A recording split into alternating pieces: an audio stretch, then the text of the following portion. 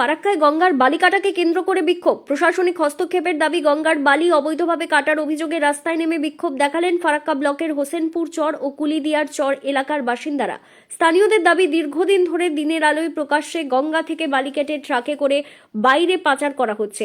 এর ফলে পরিবেশের মারাত্মক ক্ষতি হচ্ছে এবং নদী ভাঙনের ঝুঁকি আরও বাড়ছে।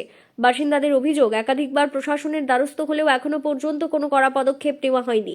ফলে ক্ষোভে ফেটে পড়ে গ্রামবাসীরা রাস্তায় নেমে অবিলম্বে বালি কাটা বন্ধের দাবি জানান।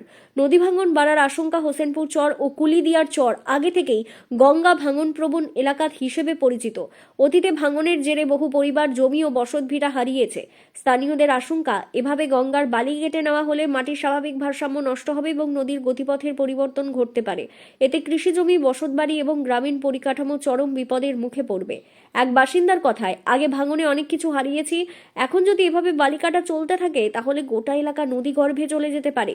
বিক্ষোভকারীদের দাবি, প্রশাসন দ্রুত হস্তক্ষেপ করে দোষীদের বিরুদ্ধে কঠোর ব্যবস্থা নিক এবং গঙ্গাপার রক্ষায় স্থায়ী ও কার্যকর উদ্যোগ গ্রহণ করুক, যাতে ভবিষ্যতে বড় ধরনের ক্ষয়ক্ষতি এড়ানো যায়। অন্যদিকে বালি উত্তোলনের সঙ্গে যুক্তদের দাবি, গঙ্গা থেকে বালি তোলা সম্পূর্ণ বৈধ।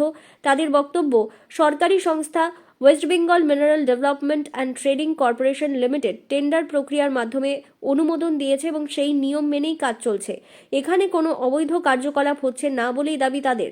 ঘটনাকে ঘিরে এলাকায় উত্তেজনা ছড়িয়েছে। খবর পেয়ে ঘটনাস্থলে ছুটে যায় পুলিশ। প্রশাসন সূত্রে জানা যায়, টেন্ডার প্রক্রিয়ার মাধ্যমে অনুমোদন পেয়েছে ফারাক্কার 3টি মৌজা, বেনিয়াগ্রাম, আছুয়া ও হোসেনপুর এলাকার অধীনস্থ গঙ্গা থেকে বালি তোলা ও পরিবহনের কাজ। তবে স্থানীয়দের একাংশের দাবি, অনুমোদন থাকলেও পরিবেশগত প্রভাব খতিয়ে দেখে স্বচ্ছভাবে কাজ করা। আজ আমাদের এই কুলিদিয়ার এবং হোসেনপুর এবং পাঁচপুর আজকে বন্যার প্রভাবে, গঙ্গা ভাঙনের প্রভাবে হাজার হাজার বাড়ি গঙ্গা বিসর্জন হয়ে গেছে। সেই গঙ্গা ভাঙনের প্রতিরোধে এবং আজকে সে সিন্ডিকেট করে যে মাটিটা তোলা হচ্ছে, সেই সিন্ডিকেটের মাটি তোলাতে আজকে কুলিদিয়ার পাঁচপুর হোসেনপুরে একটিও বাড়ি থাকবে না। যে বাড়িগুলো গেছে, যে বাড়িগুলো আছে বর্তমানকে, সেগুলোকে বাঁচাতে আজকে আমরা একজোট হয়ে আন্দোলনে নেমেছি। তাদের মাটি এক গাজু কাটতে দেওয়া হবে না। কি নাম আপনার? প্রভাত সরকার। আমরা চাইছি এটা আমাদের রোধ করতে হবে।